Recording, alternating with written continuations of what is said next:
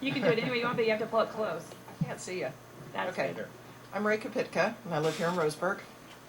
And I'm here today to present to you,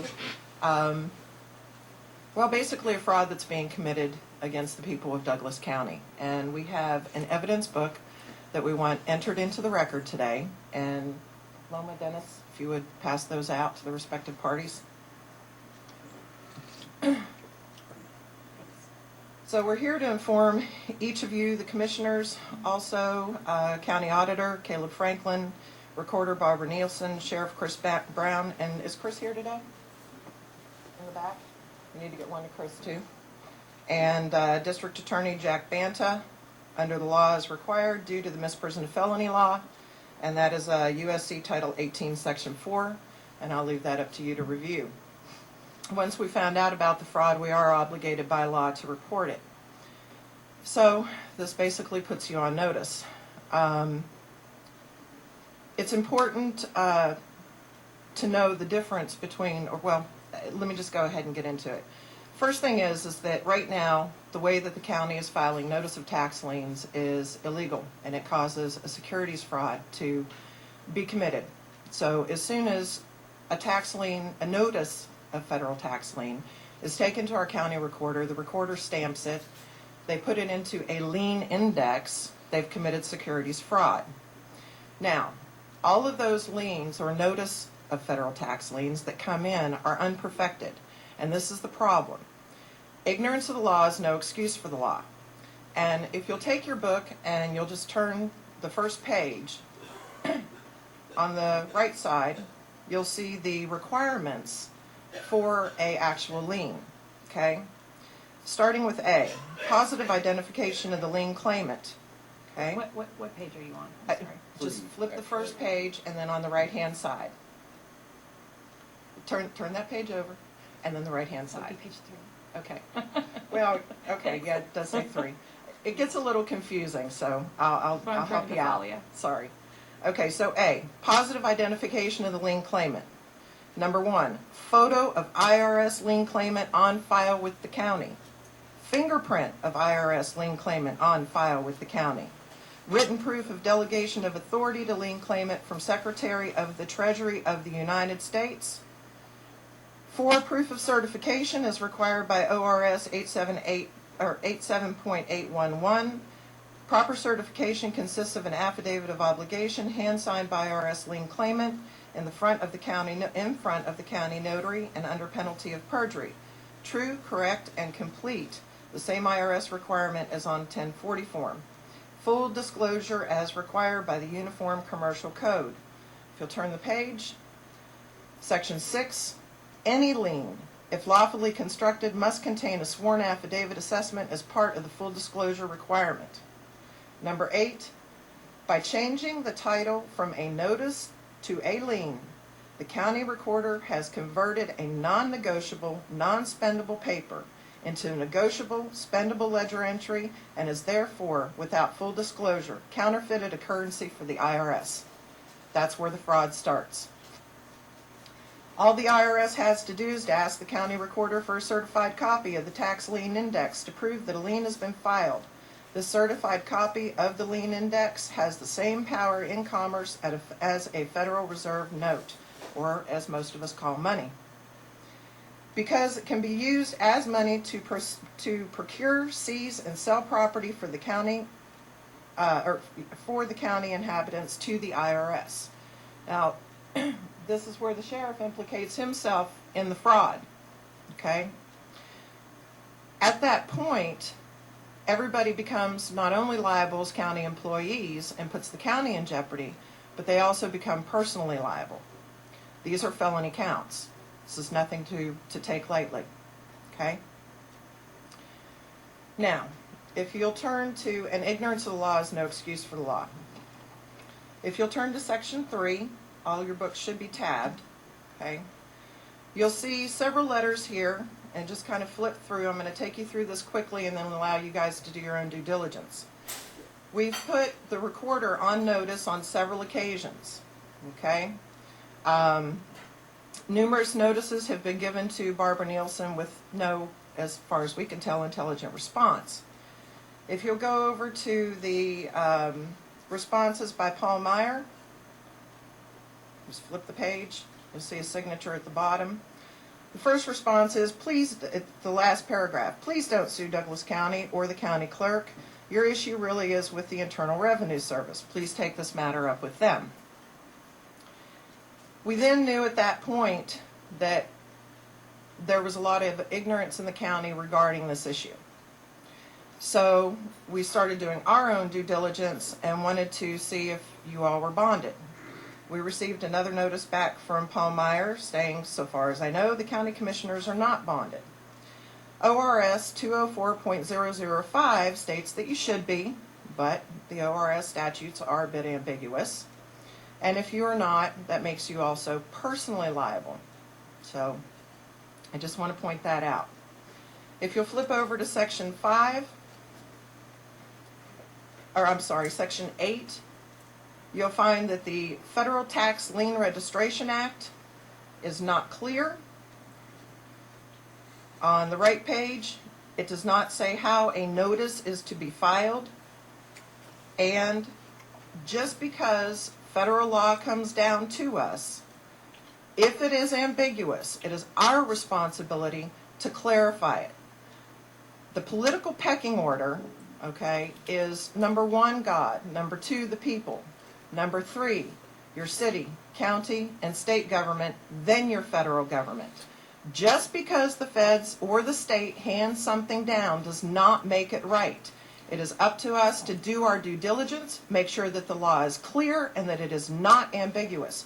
Otherwise, we're liable. Section 11 and 12. I want to point out something in particular. It's a case called Strickland versus General Building. It is well established that a lien is lost if the steps required to perfect it are not taken in the same manner and within the time prescribed by law. This is critical. These liens are not perfected. They are not liens. They are notices of. They are basically a bill stating, we think you owe this. They're not worth the paper they're written on. And if anything came into the circuit courts, anything outside of the IRS, it would not be accepted. And we all know this. So why, just because it's the IRS, are we allowing this to occur? They have no more power or authority than anybody else and should be treated no differently. Section 13. If you'll look at a copy from our recorder's office, you will find that another felony is being committed by the disclosure of a social security number. Also, you'll notice some highlighted stamps on here pointing out the frauds. Okay? If you continue to flip through this section, you'll see that there are several counts of this felony on file with our recorder. The Herbert Hart letter is a response from the IRS to Mr. Hart, who sent a letter to them asking them if there really was a actual, quote, perfected lien from the IRS. Their response: regarding your request for the actual lien document, there is no such document other than the notice of federal tax lien. By definition, a lien is not a document. It is a charge upon real or personal property for the satisfaction of some debt or duty ordinarily arising by operation of law. These are notices. They are not liens. The IRS has stated right here that they don't have them. And through our due diligence, we have yet to be able to get them to produce one. If you'll continue to flip over. Let me ask just a clarifying Yes. question. Is there implication there that by filing this notice of lien, or this whatever that they're filing locally here, that then they don't have to have a lien because it just automatically sits out here somewhere? Is that No. what they're trying to say here? What they're saying is that there is no such thing as a perfected notice of tax lien. And we'll get into that a little bit more too as we go through here, because there are specific criteria by the IRS that must accompany it, both through their code and through federal law, that they can't do. They won't do because it's illegal. So what they're asking you to do is to participate in a fraud, in a securities fraud. They know how to make it a negotiable instrument if they can get you to voluntarily participate. And that's exactly what they count on. And they do it with all counties. It's not just us. But as the people, it's up to us, too, to understand our rights, to know the law, and to make sure that our government enforces it properly and protects us properly. And as our representatives, that's why we're here in front of you today. Okay. Any other questions at this point? Okay. Title 42, Section 15. Title 42, Chapter 7, Subchapter 11. Discloses, uses, or compels the disclosure of the Social Security number of any person in violation of the laws of the United States shall be guilty of a felony, and upon conviction thereof shall be fined under Title 18 or imprisoned for not more than 5 years or both. There are several counts where this is happening at our recorder's office, as you can see. These are copies directly from our recorder's office. If you flip the page, there are several more there. Continue to go back. I wanted to point out another issue in Section 17 where there are several counts of double jeopardy using the same notice of federal tax lien that are being made negotiable instruments. If you look at the first one, there's a file stamp from January. On the second one, it's file stamped again in February. Identical notices. Double indemnity, double jeopardy. If you continue to flip through, you'll see several more.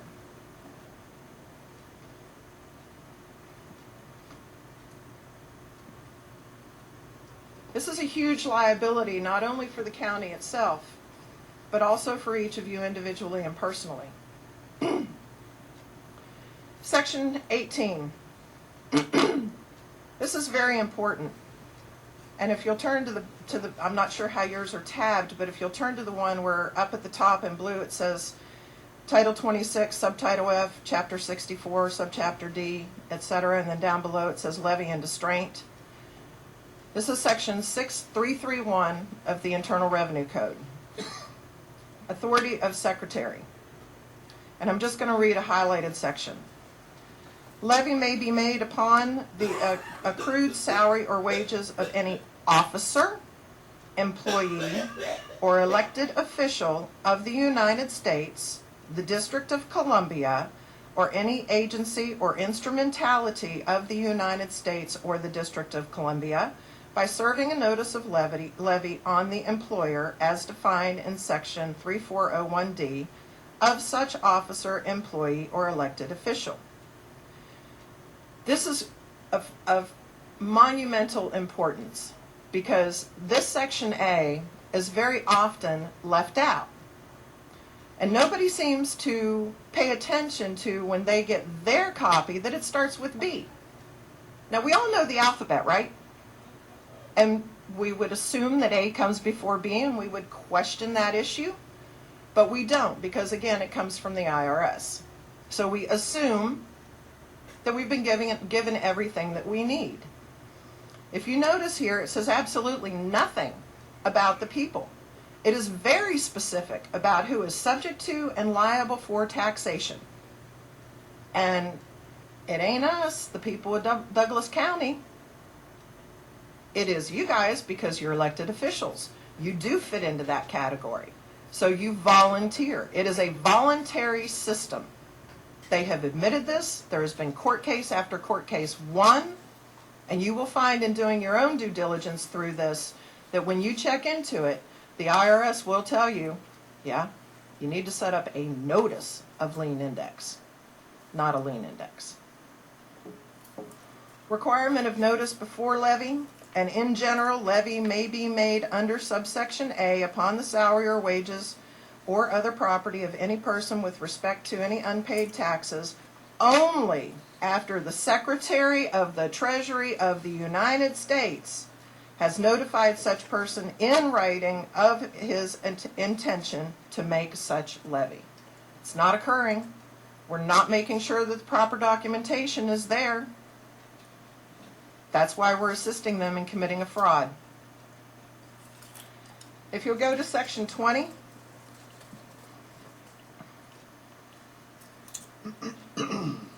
this is a letter by Edward Rivera, attorney at law, on a case that he handled for Lydia Lopez Alvarez. In all the states of the Union, the levy is the judicial procedure whereby a judicial officer, a marshal, or sheriff actually seizes property belonging to a person who owes a sum of money or even property itself. The person whose money or property is being seized has had an opportunity to present a defense in court and has lost. These notice of levies are denying every person that they are filed against due process of law. That is one of our most fundamental rights. The marshal or sheriff is acting on the authority of a writ or instruction by a court to satisfy the judgment of that court. Have you ever seen a writ attached to any of them? Sheriff Brown? I'm sorry? I'm asking a question. I think it deserves an answer. Have you ever had a writ or a judicial process attached to the liens and seizures? Ray, why don't you go ahead and finish up, and then we'll get some comments from Okay. others, if you would. The writ establishes the authority of the person who is to seize the property. The property to be seized may be described in the writ or a separate document. This is not occurring. If you'll flip over about three paragraphs down, a proper judicial levy empowers a state officer to act on behalf of a court in carrying out a prior court order. The seal of the court and the language in the levy imbue the state levy officer with the authority that he needs to seize the property belonging to the person against whom the levy is to be executed. The notice of levy does not have this. It makes the sheriff personally liable too, and the county. They're illegally seizing property. If you will go to section 22,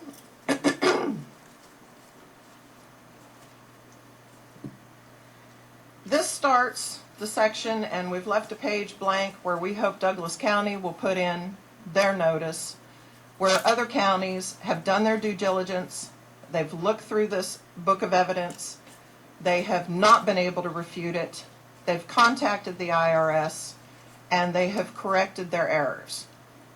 And they have set up a notice of lien instead of a lien index. This is what we expect Douglas County to do after they've done their due diligence. In section 24 and 25, because of the liability that this is placed on the county, and we seriously hope that this does not occur, but it is a possibility that a class action suit could be brought against the county. This is not what we want to see happen. What we want to see is this heinous crime corrected, made right, so that the people's rights are being protected. But because of what's occurred, there is that possibility. Can I ask a clarifying question? Are you simply asking for us to change the notice, as did King County, Seattle, Washington, to reflect this? And San Bernardino Would and that others. resolve our responsibility in this issue completely, in your opinion?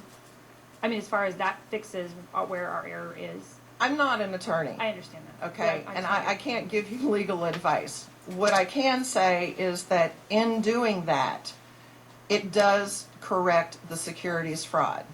And it should not be stamped. Would you just read that letter into the record from Diana McInnes, RIA, Superintendent of Records? It's on, well, it's right on the same facing page as space reserved for. It's very short, Okay. but I think what you're asking us is very simple. In response to a customer's request for clarification, I instructed staff to change the description of the term posted on our website drop-down menu from federal tax lien to federal tax lien - notice of.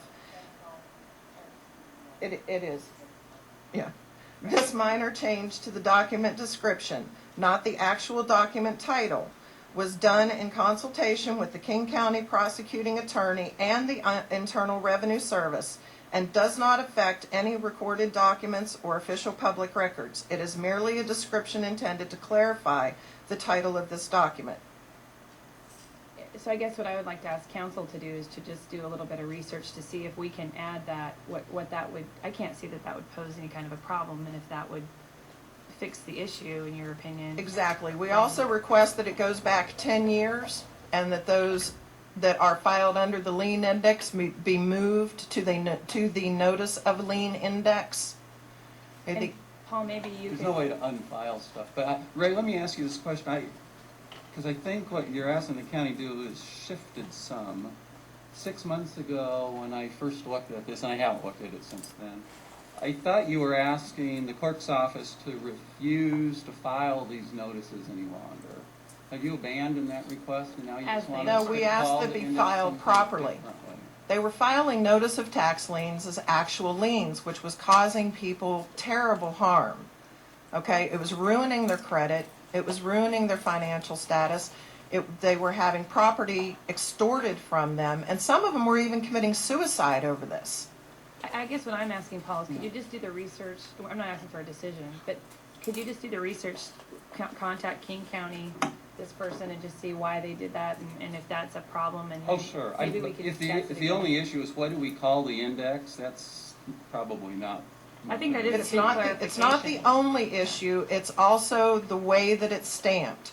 You do not want to make it a security. You do not want to make it a negotiable instrument. So that's the other thing that you need to look into.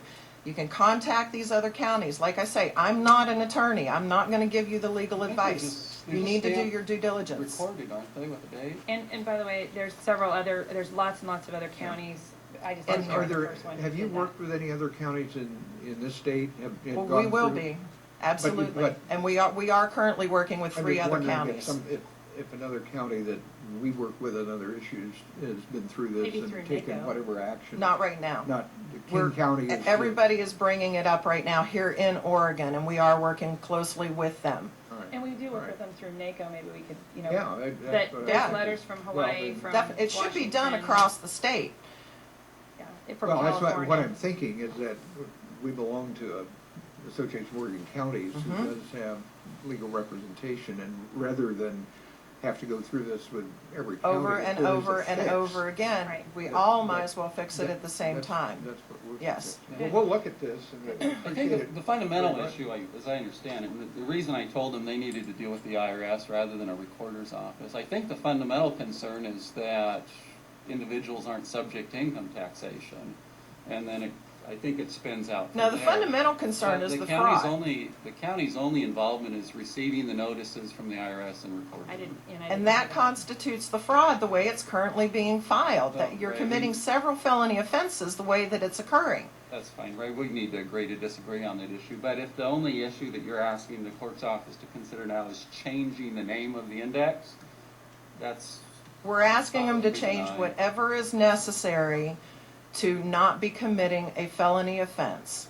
well, we probably will never agree about what constitutes. That's a why we felony gave you the offense. evidence book and request you to do the due diligence yourself. But step one, and maybe an obvious fix to an underlying part of all of this, is to change some wording. Correct. And we can work, you I'll can work with make some Barbara. contacts, and that would be maybe step one. One thing I want to point out to you too is if a suit should be brought, there is in the back of the book, there is information regarding the CAFR report or the certified financials, comprehensive annual financial report. There are surpluses there. A lot of that money belongs to Douglas County and the other counties, and that could be a place that could protect the county against bankruptcy. Thank you for your time. Thank you, Ray. We're all here to answer Yes. your questions. Well, we'll, I am Loma Wharton. I live here in Douglas County. Whatever it is that you guys do and the index that you change, keep in mind, we're gonna continue to check. And if the recorder is stamping a document that does not provide due process, it's still a seals violation, and we will pursue that. Okay, thank The you. other issue we need to check into is the legality, is they brought up publishing social security numbers. Because you know the bank and everybody else you deal with now doesn't, it's only the last four numbers and a bunch of dots. What Wilma just mentioned is a matter different than just the name of the index. Yeah, absolutely. I'm interpreting Wilma's Two comments to separate. mean she doesn't want us to record the things anymore in the form that they come from the IRS. Is that right, Wilma? No, sir, what I'm wanting, hold on and I'll tell you. Yeah, tell us what you want us to do. The social security though, there was just something I picked up earlier in the conversation that we need to make sure that we're not violating another law by publishing social security numbers. I like your idea of approaching AOC and their council too. Look at council support.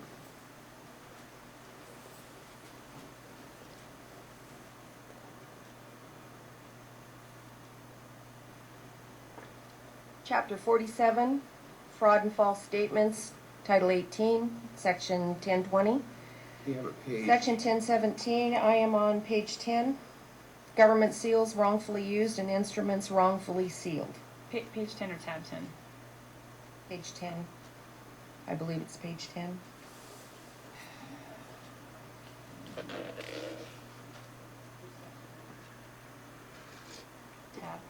Tab 10. Okay. Page 10, this is the seal.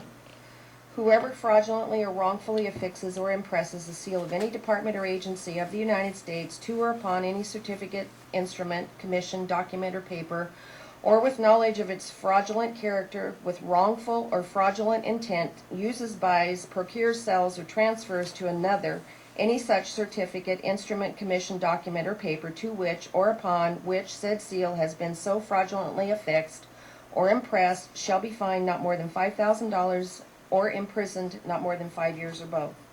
So what I am saying is that when she receives, there's 6 elements required for a lien to be perfected. Okay, number 1, the lien instrument must be evidently, patently, obviously, be a lien perfected by being formally and clearly titled lien, declaration of lien, affidavit of obligation, and mandatorily. It's by exhaustive commercial content, which is full disclosure as parts as follows in these next 2, 3, and 4 parts. The lien must contain an affidavit containing a plain statement of fact disclosing how the obligation of the lien was created, established, or arose. The lien must contain a ledger book or entry statement connecting purchases, services rendered, and or injuries sustained with the claim of obligation such that each purchase, service, and or injury is presented to in a one-to-one correspondence with its partial claim of obligation. This is called a true bill of commerce or an itemized statement. 5. The lien must contain a statement, either specific or general, of the property being seized for the lien debtor to satisfy or to guarantee satisfaction of the obligation of the lien. The lien, affidavit of obligation, mandates the necessity of the hand-signed, notarized signature of the affiant, attesting to the validity of the affidavit as being true, correct, and certain, and the signature also affixes the responsibility for the truthfulness, accuracy, and certainty of the claim on the doorstep of the affiant.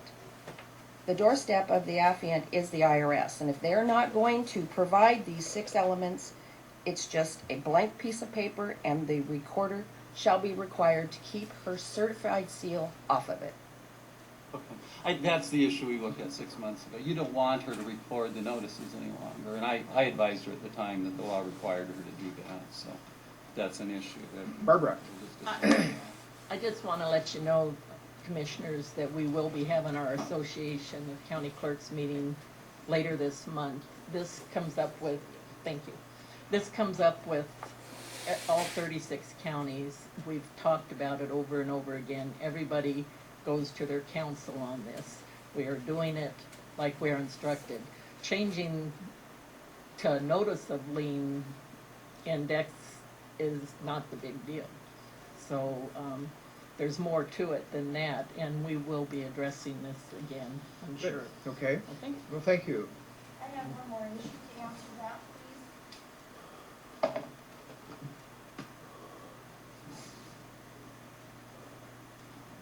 I know you gave it earlier, but can you tell me your name again? Loma Wharton, let me find out where it is. Okay, the Uniform Lien Federal Registration Act instructs the states how to write the statute to commit the fraud, okay? That statute is in ORS 18816, and I've outlined it for you in highlighted it on page 8. If a notice of federal lien is presented to a filing officer, the officer shall forthwith file it alphabetically in an alphabetical index. That's her instructions. That's what needs to be changed. Okay. Thank you very much. We will obviously, after having the feeling we're kind of drinking from a fire hose here, Yeah, that's the an awful lot problem. of information. We appreciate it. Yeah. Well, we're happy that you were able to, I think, for everybody's information, and certainly you're intending, as it appears you are, to go to all counties, and we have an opportunity to sit down and maybe address the issue in total instead of each individual county. Great.